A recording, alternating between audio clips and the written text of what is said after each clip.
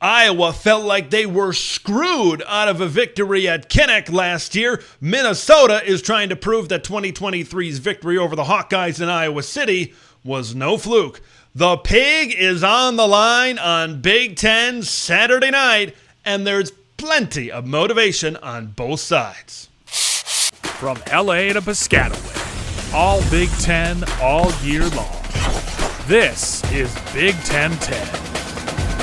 You bring in Max Brosmer from New Hampshire. Now, transitioning from FCS to Big Ten, that's a pretty sizable jump. But when you turn on the tape of Max at UNH, it looks pretty good. And then you look at his stats year by year at UNH, also looks pretty good. A lot of people in Gopher fans are kind of looking at this as an upgrade at the quarterback position. What does Max bring to the table that might make this seem like an upgrade in the passing game this year? Well, I would say off the field first, the biggest thing he brings is a lot of leadership. Mateo, I think, would be the MVP at this point. But it's close. It's tough. You could name three other guys, and I wouldn't argue it. I'm going to go Tatum Tuioti, the 44, coming off the other edge right now. Second on the team in tackles, second on the team in sacks. He does both things really well, and he's really taken another step up this season. The thing about, when we talk about most valuable player, the V, valuable, it's a great value. When you just have a guy always in the right spot at the right time. Extremely reliable, assignment sound, whether it's crashing down on the run and being where the ball is sniffing out the ball, or whether it's setting the edge. Beginning of this season, this was a Minnesota program that had an over-under, a ridiculous win total over-under at 4.5, yet they come out of this one with 7 when all was said and done. It was the easiest bet that anybody could have made, but P.J. Fleck just continues to be one of the really good head coaches in this conference in the Big Ten. All right, let's dive into this specific matchup that went down on Black Friday. During halftime, I got my plate ready of turkey and mashed potatoes and gravy and those elite leftovers, and I got my stuffing. Now, I maybe love stuffing more than any other food on the Thanksgiving table. Well, Wisconsin's run game was stuffed in this one by the Minnesota Golden Gophers. It is an adage as old as time when it comes to successful football. Run the ball and stop the run. And that was the game plan, and it was executed to perfection by the Minnesota Golden Gophers. Corey Heatherman has done a really good job filling in for Joe Rossi. You got the Big Ten kicker of the year, misses not one, but the game-winning field goal, potential game-winning field goal at the end. So he missed 2 field goals. Special teams, once again, rears its ugly head for the Minnesota Golden Gophers. There's a lot certainly to work on for P.J. Fleck and the Golden Gophers as they continue to push forward this season. We couldn't get our defense off in the second half. You are on that post-game show out west. Who's this? Where are you calling from? Oh, Jordan from Washington, D.C.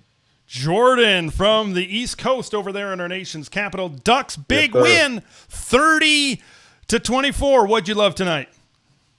Oh man, just the performance from the young guys, from the inexperienced guys. I think the Ducks definitely found the RB1 tonight in De'Aaron Hill. Dante Moore, been a fan of him since high school. My only worry though is that I think Oregon might only have him for another 11 or so games. He might be quarterback 1 tonight in the draft as far as it goes. It played so poised beyond his years. It was just a great win. And if I was on a podcast, NFL draft guy Todd McShay was talking about that this week and be like, dude, Dante Moore is the most talented quarterback in the country. And, I think we've seen some of those SEC quarterbacks that were hyped up early this season to be like, oh, yeah, Arch Manning, DJ Lagway, Sellers over at South Carolina. Dante Moore has been the best. And this performance, man, I just tell you what about Dante. He just made clutch key throws through, in every situation. When was the last time you were here home in Stillwater/Afton? Yeah, November. I left mid-November for the World Cup, and I've been traveling ever since. And, just a few nights ago was my first time in Minnesota since the Olympics. Besides that thing around your neck, what has changed since November? It's been a very busy season. We could see Blaine Centennial playing at Spring Lake Park. Wouldn't that be a very complete cat clash type of game there in the state quarterfinal? Football and volleyball seasons are in sync with the conclusion of the regular seasons as we're getting ready for section playoffs, of course, in Class 5A for Spring Lake Park football, and of course what we saw in 6A out there as well. But, you know, Matt, I think it's time to kind of reflect before we get to these volleyball section brackets on what these teams I think were able to accomplish on the volleyball court this regular season. Yeah, I think really some strong seasons. I mean, The head coach of that team, Matt Doman, once he took over as head coach, it seems like the program took a step up, multiple steps up. 2 trips to state under his tutelage. What did his tutelage of you and his coaching of you, kind of how did that help you kind of springboard to your career after high school? Well, I think Matt, cares so much about his players. I think you can see that just right when you meet the guy. Now, your dad, Tom Sr., Hall of Fame coach at Hawley. Now, you played for him in the 80s. What was it like growing up in a household with Tom Chrisley Sr.? Yo, it was fun. What another fantastic Big Ten basketball showcase. We had a great showcase in the championship game last week at the Target Center for the women's side. The men's side, what another fantastic battle this time between the Wisconsin Badgers and the Illinois Fighting Illini. Boy, this is not your father's Big Ten basketball, right? Where it's a defensive struggle, very physical, all that kind of game. Although it may have been a little bit of physical at times in this game and throughout this tournament. But this was a high-scoring affair, especially when you look at the past about Wisconsin. They are not known as a high-scoring team. Yet here we are, and we know what Illinois has done, and we know what Illinois can do.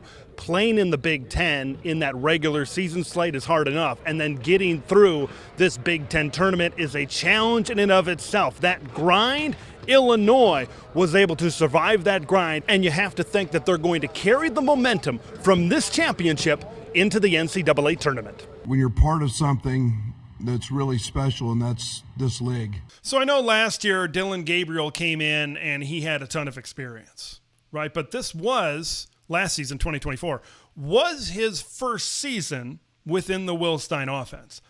And once again, we come back to how big of a deal it was for Dante to go back to school, to be able to learn this offense for 1 year. So when he got into this thing, when spring started, he already had a 1-year head start wearing down Wisconsin.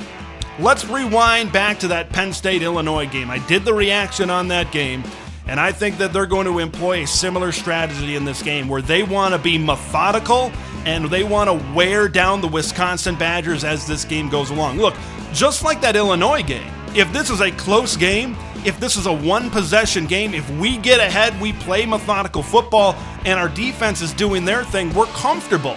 Penn State is comfortable